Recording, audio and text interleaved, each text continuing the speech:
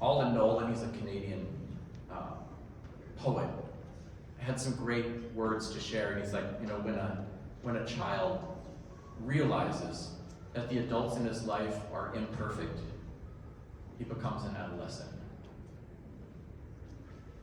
When he forgives them, he becomes an adult. And when he learns to forgive himself, he becomes wise. And I've reflected on that in my own life. It makes so much sense. Honestly, I was pretty late growing up emotionally, I think. Like even the forgiving the parents thing, you know, took me a little while. And forgiving myself thing, I'm still working on it, honestly. It doesn't come as easy as you might think.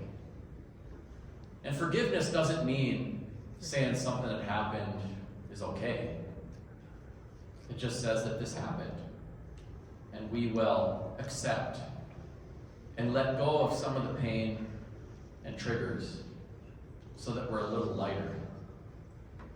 It doesn't mean we diminish our sense of justice or something like that. So, my father had a terrible trauma experience surviving the Nazi Holocaust. Watched his mother scrub the streets at gunpoint, chased around by Hitler Youth trying to kill him. His father captured and tortured, 300 family members killed in the camps. Barely got out of there at age 13, made it to America at age 14 to start a new life. Of course, eventually he made his way to Minnesota, met my mom, and here I am. But he never went back until 1986, and I went with him on his first trip back to Europe since the Holocaust. He spoke beautiful German his whole life. And when he got off the plane in the German-speaking world, he had a total meltdown, panic attack, crying, jagged, like freaking out. I was like 16. I had no idea what to say or do. And Austria did not get bombed to smithereens quite as much as some of the other European countries, so there was a lot of it left. And he showed us the Volksschule where he went to school, his dad's stationery store, the apartment where he lived, the family's vacation property. All properties confiscated and given to Aryans who were still living in them when we went there. And we also went to concentration camps and all kinds of things. He was a bit of an emotional wreck the whole time. I didn't go back again until 2022. And I took my family. So we went to the Karl Marx house. My grandfather, my dad's dad, had, with other people, taken over this building in protest to the fascist takeover in Austria 4 years before the Nazi Anschluss. Went to the Volksschule, this is where my dad went to school. The apartment where he lived, beautiful building, still there. My grandpa's store, still there. Different business now, of course. Went to Mauthausen, where my dad's neighbor had been killed among many others. Dachau. And took my kids swimming in Hallstatt lakes. This is actually where the animated set for Frozen was based on. There's this picturesque little village on the piers coming out into the water there. Bunch of brown naked kids swimming around in the freezing water. And then we met up with some friends. They're Austrian academics, husband and wife. They'd spent about a year in Minnesota and recorded my dad's stories. And they took us hiking in the Alps. We love these guys. Hilarious laughs, wonderful people. One night we're having dinner and they said, pretty much everyone in Austria has at least one grandparent who was a Nazi. For us, their husband and wife, they said, all of our grandparents were Nazis. And the man said, my paternal grandparents were unrepentant Nazis. To the day they died, they thought the Nazis had the right idea. He said, I'm glad none of their grandkids think the same way.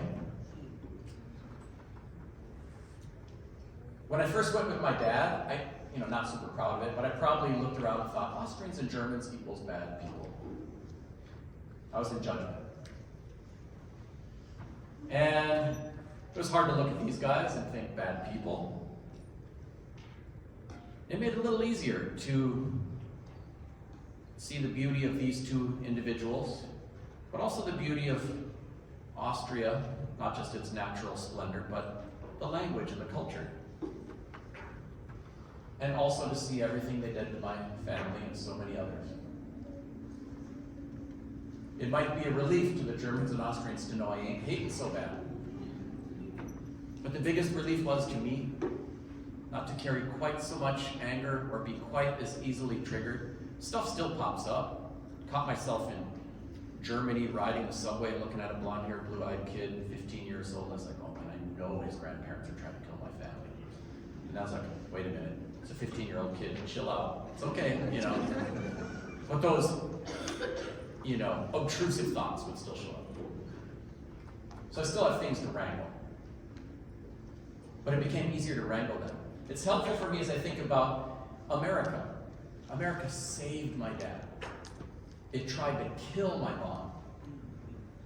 It took my grandmother to residential boarding school and gave her severe traumas. It subjected my mother to incredible, unwarranted poverty and mistreatment. So many stories. I could look at America's foundational promise, and it's a little easier to see what's beautiful about it, at the same time that I can see our failure to deliver it and all the injury that it has and continues to cause. I can look at my neighbors of all backgrounds and see the best in them and everything that's wrong. And it helps me heal. And the more healed I become, the easier it is to move into action and to move into collective action. My wife's family are a bunch of, Swedish, Minnesota farm families who received free land as homesteaders after it was taken from my family. I'm not hating my wife. But I see the complexity and the irony and the unfairness and the beauty all mixed together. Ultimately, America's all of those things. And we can make it different, and we can make it better.